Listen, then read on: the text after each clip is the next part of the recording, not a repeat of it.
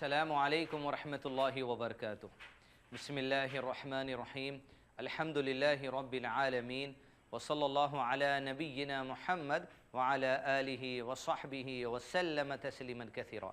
नाज़रीन इकराम, सीरत नबी सल्लल्लाहु अलैहि वसल्लम की सीरीज़ के 91वें एपिसोड में आप तमाम का इस्तकबाल है। गुज़िश्ता एपिसोड में जो बात हमने आपके सामने रखी वो ये कि नबी सल्लल्लाहु अलैहि वसल्लम सुलह हुदैबिया के बाद जहाँ 6 हिजरी में मुसलमानों के लिए अमन के दरवाजे खोल दिए गए, दुश्मनों ने अपनी तलवारों को म्यान में रख लिया। मुसलमान अब दीन इस्लाम की तबलीग अमन व अमान से नेशनल लेवल के साथ साथ इंटरनेशनल लेवल पर ले गए। मुल्कों के बादशाहों को खतूत लिखना शुरू किया गया। उसके बाद 7 हिजरी में नबी सल्लल्लाहु अलैहि वसल्लम को मदीने के करीब जो खैबर इलाका था, जहाँ पर यहूद से ख़तरा था, यहूद साजिशें कर रहे थे, उनके घर से निकलने से पहले आप सल्लल्लाहु अलैहि वसल्लम उनके इलाके में पहुंच गए। खैबर के सारे किलों को फतेह कर लिया। खैबर पे मुसलमानों की हुकूमत शुरू हो चुकी। अब नबी सल्लल्लाहु अलैहि वसल्लम उसके बाद उम्र क़दा के लिए 7 हिजरी में गए, जहां पर आप सल्लल्लाहु अलैहि वसल्लम 3 दिन तक क़याम किए। उम्र क़दा के बाद जब अल्लाह के नबी सल्लल्लाहु अलैहि वसल्लम मदीना तशरीफ़ लाए तो अल्लाह के नबी सल्लल्लाहु अलैहि वसल्लम के पीछे एक 3 सहाबा खुशखबरी लेकर पहुँचे, जिसमें सबसे पहला नाम खालिद बिन वलीद रज़ियल्लाहु अन्हु का मिलता है। वो जब नबी सल्लल्लाहु अलैहि वसल्लम उम्रा क़दा के लिए मक्का तशरीफ़ लाए थे, वो मक्का से गायब हो गए थे शर्मिंदगी की वजह से कि आज इनके ऊपर तलवार हम नहीं उठा सकते, लेकिन आज ये हमारे इलाके में दाखिला लेकर अमन व अमान से तवाफ़ और उम्रा करने वाले हैं। जब खालिद बिन वलीद पलटे तो उनके भाई जो वलीद बिन वलीद आए थे नबी सल्लल्लाहु अलैहि वसल्लम के साथ उम्रा क़दा करने के लिए, उन्होंने अपने भाई के नाम एक ख़त लिख छोड़ा था, जिनने वलीद बिन वलीद ने अपनी भाई खालिद बिन वलीद को पैगाम दिया कि खालिद, अब भी क्या तुम्हें होश नहीं आएगा कि अल्लाह के नबी सल्लल्लाहु अलैहि वसल्लम अरब पर गालिब आ चुके हैं, तुम कमज़ोर पड़ चुके हो, तुम्हारी हर ताकत निस्त नाबूद हो चुकी है। क्या तुम्हें अभी भी ये बात समझ नहीं आती कि अल्लाह के नबी सल्लल्लाहु अलैहि वसल्लम बेशक अल्लाह के सच्चे रसूल हैं। खालिद बिन वलीद कहते हैं, मेरे अंदर बेचैनी और बेकरारी बढ़ती चली गई। उम्रा क़दा के बाद जब मैं पलट कर आया मक्का, मैं सोचता था कि कहीं नज्जाशी के पास हबशा तो ना चले जाऊं, लेकिन ये ख्याल आया कि खुद नज्जाशी ने इस्लाम को कबूल कर लिया। फिर ये ख्याल आया कि वो ये सोचे कि रोम की तरफ चले जाऊं, फिर ये ख्याल आया कि अरब के कोई कबीलों में मिल जाऊं, लेकिन बार बार ये बेचैनी होती। कभी सोचते क्या ईसाइयत कबूल कर लूं, कभी सोचते क्या यहूदियत कबूल कर लूं, कभी सोचते कि बाप दादा के दीन और मज़हब पर मुशरिक बन कर रहूं, लेकिन ये बेचैनी और बेकरारी बढ़ती रही। जब भाई का ख़त उनको मिला तो उनके बाद ये समझ नहीं आई कि बेशक अल्लाह के नबी सल्लल्लाहु अलैहि वसल्लम सच्चे हैं। उन्होंने इरादा किया हिजरत करने का और मदीना जाकर इस्लाम कबूल करने का। उन्होंने इस्लाम कबूल करने का मुनज़्ज़म इरादा कर लिया। इस्लाम के लिए बहुत बड़ी खुशखबरी थी। ऐसा दूर अंदेश और ऐसी सलाहियत वाला फौजी कमांडर इस्लाम की आगोश में आ चुका था। खालिद बिन वलीद रज़ियल्लाहु अन्हु अपनी सवारी पर बैठकर हिजरत का आगाज़ करते हैं, मदीने की तरफ कूच करते हैं इस्लाम तस्लीम करने के लिए अल्लाह के नबी सल्लल्लाहु अलैहि वसल्लम की निगरानी में। जब खालिद बिन वलीद निकले तो रास्ते में उन्हें उस्मान बिन तलहा रज़ियल्लाहु अन्हु से मुलाकात हुई। जब उन्होंने आपस में एक दूसरे से मुलाकात की तो पूछा किधर का इरादा है। उस्मान बिन तलहा ने कहा, खालिद, तेरा जो इरादा है वही मेरा इरादा है, मैं भी इस्लाम तस्लीम करने के लिए मदीना हिजरत का रुख कर रहा हूँ। जब ये दोनों आगे बढ़े, सफ़र तय करते गए, मदीने के करीब एक इलाका था, वहाँ उनकी मुलाकात अम्र बिन आस रज़ियल्लाहु अन्हु से हुई। इन दोनों ने आपस में एक दूसरे से मुलाकात की। अम्र बिन आस रज़ियल्लाहु अन्हु हज़रत उस्मान बिन तलहा और खालिद बिन वलीद ये आपस मिलकर पूछते हैं, तुम मदीने की तरफ क्यों जा रहे हो। ये दोनों कहते हैं, अपनी सारी बात बता दी। तो उधर अम्र बिन आस रज़ियल्लाहु ने कहा, जो तुम दोनों का इरादा है वही मेरा भी इरादा है। ये तीनों जो सो ज़बरदस्त सिपे सालात, ये तीनों जो बड़े ही जय्यद सहाबा कराम हैं, मदीना की सरजमीन पर तशरीफ़ ले गए। नबी सल्लल्लाहु अलैहि वसल्लम को इस बात की इत्तला दी गई कि खालिद बिन वलीद तशरीफ़ लाए हैं। आप सल्लल्लाहु अलैहि वसल्लम ने उनसे मुलाकात की और खालिद ने सबसे पहली बात जो अल्लाह के नबी सल्लल्लाहु अलैहि वसल्लम से की वो ये कि मैं इकरार कर चुका हूँ कि बेशक आप अल्लाह के सच्चे रसूल हैं। 7 हिजरी में उम्र क़दा के बाद खालिद बिन वलीद रज़ियल्लाहु अन्हु ने दीन इस्लाम को कबूल किया। लेकिन जब दीन इस्लाम कबूल किया तो अल्लाह के नबी सल्लल्लाहु अलैहि वसल्लम से अपनी तकलीफ़ का इजहार किया। खालिद बिन वलीद कहते, अल्लाह के नबी सल्लल्लाहु अलैहि वसल्लम, ओहद की वादियों में मैं आपके खिलाफ लड़ने के लिए आया, وہ میرا دستہ تھا جس نے آپ کے چہرے مبارک پر پتھر برسائے تھے اور آپ کا دانت شہید ہو گیا تھا۔ وہ میرا دستہ تھا اللہ کے نبی صلی اللہ علیہ وسلم جس نے آپ کی ابھری ہوئی ہڈی کو زخمی کی تھی۔ وہ میرا دستہ تھا اللہ کے نبی جس نے آپ کے مونڈھے پہ مار ماری تھی۔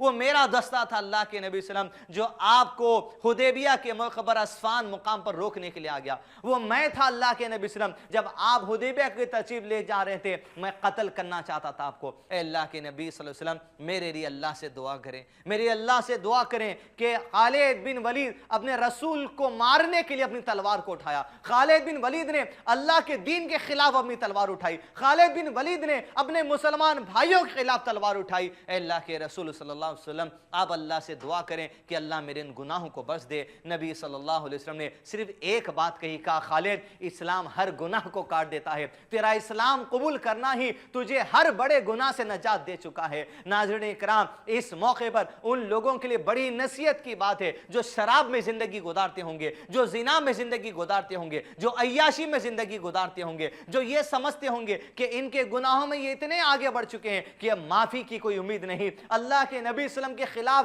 تلوار اٹھانا یہ انتہائی بڑا گناہ ہے، اللہ کے نبی صلی اللہ علیہ وسلم کے چہرے پر مارنا یہ انتہائی بڑا گناہ ہے، لیکن اس کے باوجود اللہ کے نبی صلی اللہ علیہ وسلم نے کہا اے خالد بن ولید تیرے اسلام قبول کرنے نے ان تمام گناہوں کو کاٹ دیا۔ لیکن خالد بن ولید کو اطمینان نہ ہوا، وہ اللہ کے نبی صلی اللہ علیہ وسلم سے پھر کہتے لیکن پھر بھی اللہ کے نبی صلی اللہ علیہ وسلم خالد چاہتا ہے کہ آپ کی زبان سے میرے لیے مغفرت کی دعا ہو جائے۔ اللہ کے نبی صلی اللہ علیہ وسلم پھر دعا کرتے ہیں کہ اللہ خالد کی مغفرت فرما دے، خالد کی مغفرت فرما دے۔ جب اللہ کے نبی صلی اللہ علیہ وسلم کی زبان سے اپنی مغفرت کے کلمات سنے تو خالد بن ولید کے کلیجے کو ٹھنڈک ہوئی۔ ناظرین اکرام، یہی وہ موقع تھا جب 7 ہجری کے بعد خالد بن ولید رضی اللہ عنہ نے دین اسلام کو قبول کیا۔ جب حضرت خالد بن ولید، عثمان بن طلحہ، عمرو بن عاص رضی اللہ عنہ یہ تینوں بڑے جید صحابہ کرام اور زبردست جنگ کے سپہ سالار جب دین اسلام میں داخل ہو چکے، مشرکین مکہ کو زبردست چوٹ لگی۔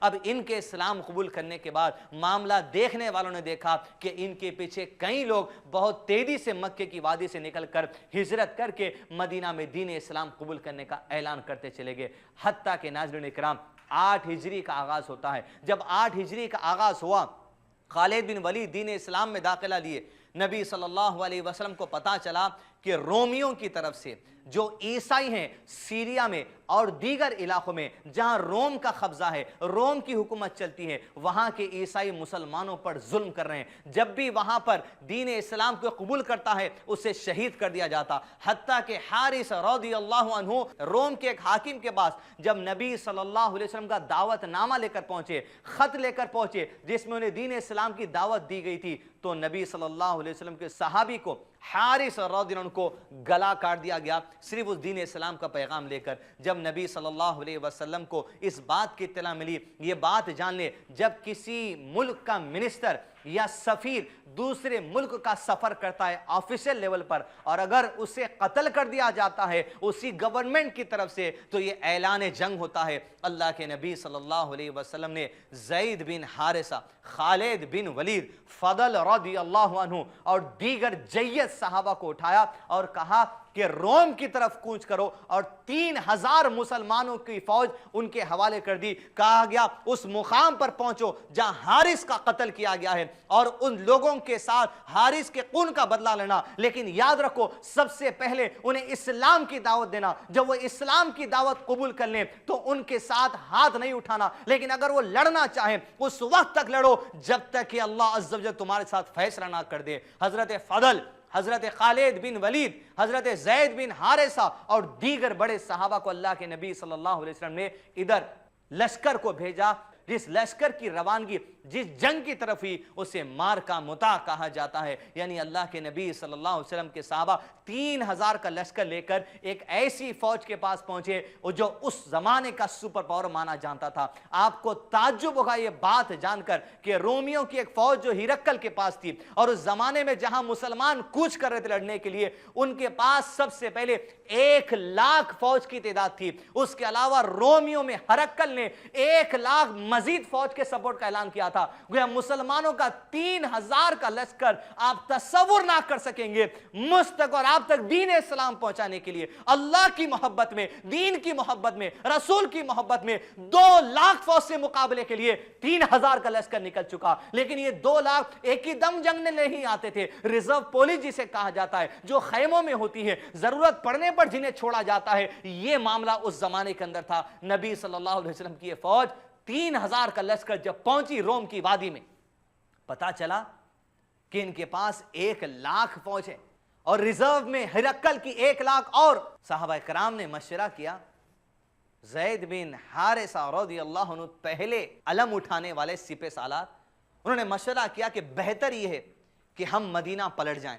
اسی کے بعد ناممکن ہے کہ 3000 کی فوج 2 لاکھ پر غالب آ جائیں. جنگی صلاحیت رکھنے والے زید بن حارثہ, تجربہ رکھنے والے, یہ کہتے ہیں کہ ہمارے نقصان سے بہتر ہے کہ ہم پلٹ کر کوئی اور بڑے فائدے کا کام کریں. لیکن زید بن حارثہ رضی اللہ عنہ کے بعد عبداللہ بن رواحہ جو اگلے سپہ سالار تھے, انہوں نے اٹھ کر پرجوش خطبہ دیا. کہا کہ کس چیز سے تم ڈرنے کی کوشش کر رہے ہو, یہ وہی تو چیز ہے جس کی محبت میں ہم اپنے گھروں سے نکلے ہیں. ہم آگے بڑھیں گے. ہم کبھی تعداد کے بل پر یا ہتھیار کے بل پر نہیں لڑتے, بلکہ ہم اس ایمان کے بھروسے اپنے گھروں سے نکلتے ہیں جس ایمان کی توفیق اللہ نے ہمارے سینوں میں ڈالی ہے. ہم آگے بڑھیں گے. اگر آگے بڑھیں گے ہمارے لیے 2 خیر ہیں. اگر جیتیں گے تو جیت کا صحرا باندھ کر مدینہ لوٹیں گے. اگر نہیں ہے یہ خیر تب تو پھر شہادت کا جام پی کر اللہ عز و جل کے جو سو پاس جو سو چلے جائیں گے. یہ خطبہ دینے کے بعد دوبارہ اس فوج میں جوش آیا اور وہ قوم تیار ہوئی.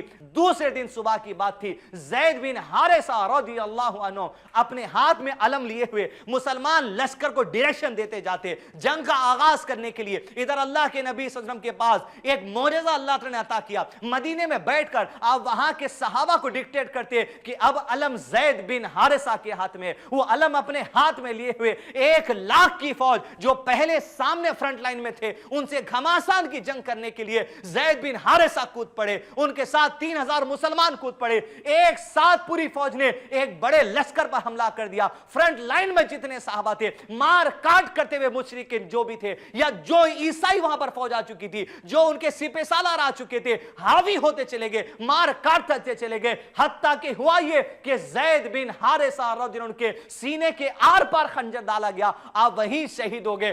جعفر طیار کے ہاتھ میں علم اور دشمن نے ایسی ضرب آپ کے ہاتھ پہ لگائی کہ ہاتھ کٹ گیا. لیکن جعفر طیار کو اللہ کے نبی صلی اللہ علیہ وسلم کی اس نصیحت کی اتنی فکر تھی, مسلمان فوج کی اتنی فکر تھی, مسلمانوں تک دین اسلام پہنچانے اور دشمن کے دل میں مسلمانوں کا دبدبہ ڈالنے کی اتنی فکر تھی کہ آپ نے علم گرنے نہ دیا اور بائیں ہاتھ میں اپنے علم کو جو سو اٹھا لیا. علم آگے بڑھتا چلا گیا. فوجوں کے صفوں میں داخل ہوتے چلے گئے. جب عیسائیوں کے یہ سپہ سالار جو سامنے تھے انہوں نے دیکھا, انہوں نے اور ایک ہاتھ پر ضرب لگائی. لیکن جعفر طیار رضی اللہ عنہ کی یہ جرت, یہ ہمت, یہ عمدہ جو سو آپ کی فوجی صلاحیت کہ آپ نے علم کو اپنے چھاتی کے درمیان لے لیا اور یہ کوشش کی کہ علم اٹھا رہے. جب دشمن نے اس جرت کو دیکھا, اس ایمان کو دیکھا, آپ کے جسم کے 2 ٹکڑے کر دیے. جب یہ جسم کے 2 ٹکڑے ہو رہے تھے, علم کو عبداللہ بن رواحہ نے اٹھایا جو مضبوطی سے مسلمانوں کی رہنمائی کرتے ہوئے اس جھنڈے کو لے کر آگے بڑھتے چلے گئے, مسلمانوں کو ڈائریکشن دیتے گئے کہ اس علاقے سے تمہیں لڑنا ہے. آپ کی سپہ سالاری میں حضرت خالد بن ولید بھی لڑ رہے تھے. مار کاٹ کرتے ہوئے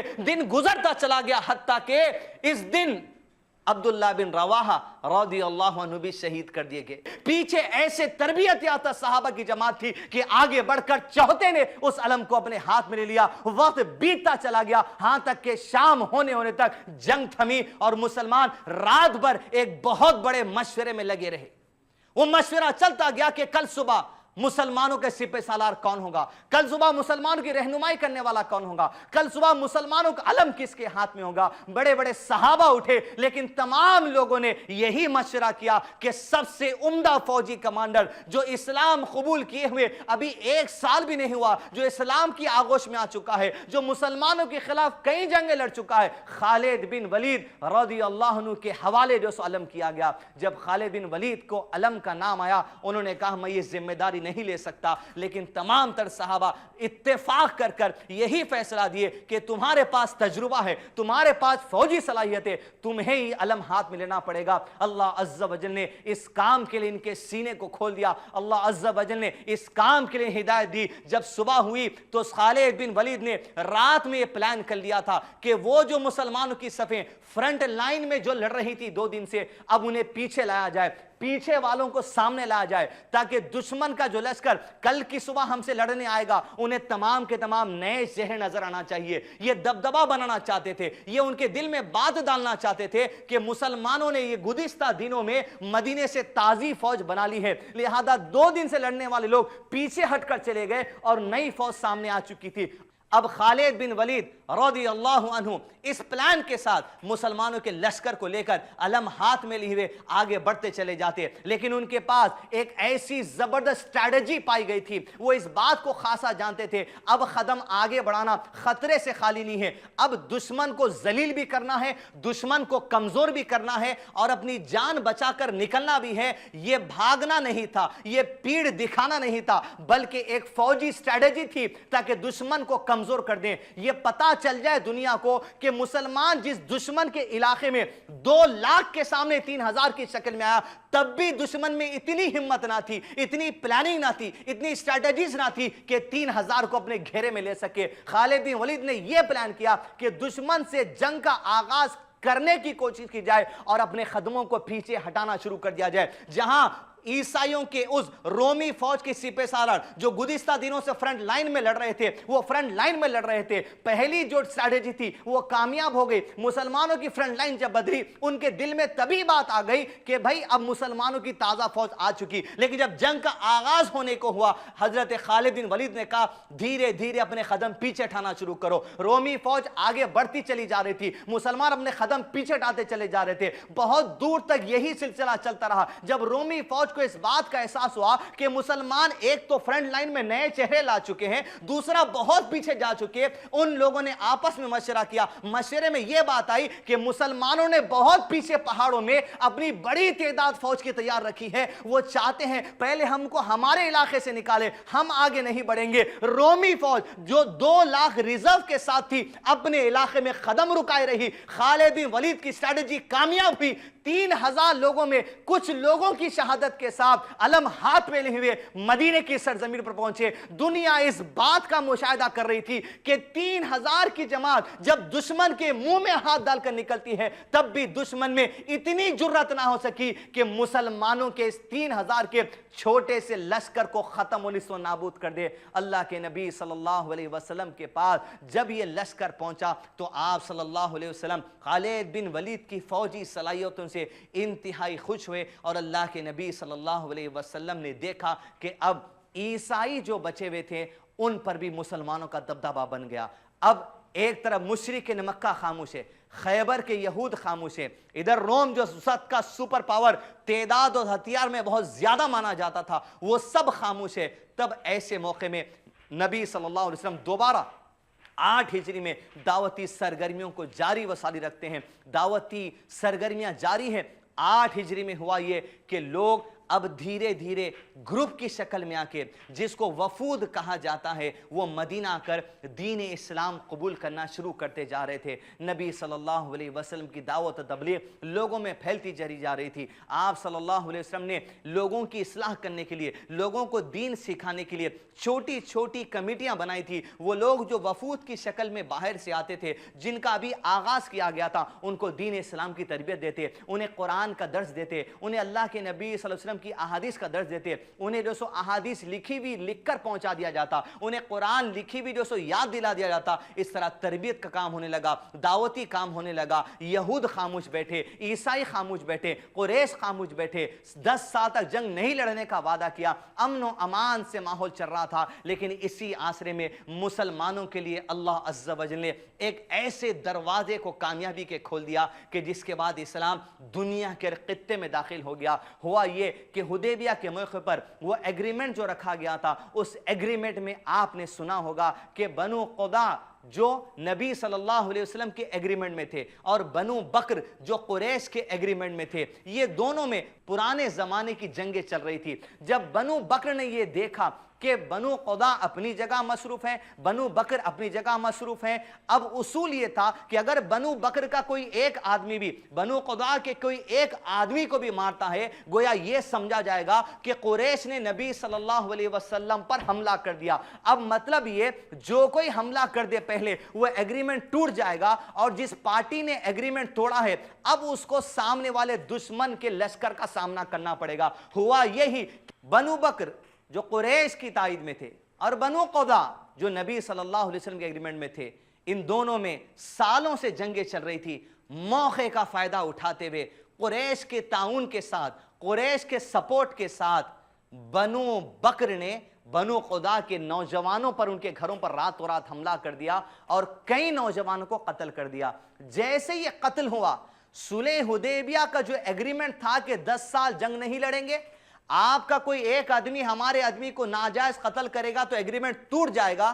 اب دوسری پارٹی کو اختیار ہوگا کہ وہ جس پارٹی نے ایگریمنٹ توڑا ہے اس پر حملہ کر سکتے ہیں۔ ہوا یہی، بنو بکر نے ایگریمنٹ توڑا تو یہ سمجھا گیا اس زمانے کے اندر کہ سارے قریش نے ایگریمنٹ توڑ دیا۔ اب مسلمان اور اللہ کے نبی صلی اللہ علیہ وسلم کے بعد اب یہ اختیار تھا کہ کسی بھی دن مکہ فتح کرنے کے لیے مکے کی طرف کوچ کرتے ہیں۔ اس موقع پر اللہ کے نبی صلی اللہ علیہ وسلم کی وہ جنگ احزاب کے بعد کی نصیحت یاد آ گئی، جہاں اللہ کے نبی صلی اللہ علیہ وسلم نے ارشاد فرمایا تھا، اب تک قریش ہم پر حملہ کرتے تھے، ایک وقت آ گیا ہے اب ہم ان پر حملہ کرنے والے ہیں۔ جیسے ایگریمنٹ ٹوٹا، نبی صلی اللہ علیہ وسلم نے دل ہی دل میں ارادہ کر لیا کہ اب خیبر ہو چکا، روم ہو چکا، اب باری ہے تو قریش کی طرف کوچ کرنے کا پلان کیا، مکہ کی طرف کوچ کرنے کا پلان کیا تاکہ مکے کو اسلامی حکومت کے دائرے میں لا لیا جائے۔ یہی پلاننگ چل رہی تھی۔ صلح حدیبیہ کا ایگریمنٹ قریش نے توڑا، مسلمانوں کو اختیار تھا، اس اختیار کا استعمال کرتے ہوئے اللہ کے نبی صلی اللہ علیہ وسلم مسلمان لشکر کو کہاں لے کر جاتے ہیں؟ وہ قریش کے لوگ جن پر حملہ کیا گیا تو کیسے کیا گیا؟ حملے کے بعد قریش کے لوگوں کو قتل کیا گیا، غلام بنایا گیا، معاف کیا گیا۔ یہ سب کچھ حالات جو اسلام کو دنیا بھر میں پھیلانے کے لیے بہت اہم سیڑھی تھی، جسے فتح مکہ کہا جاتا ہے، انشاءاللہ آپ کے سامنے بات رکھی جائے گی۔ السلام علیکم ورحمۃ اللہ وبرکاتہ۔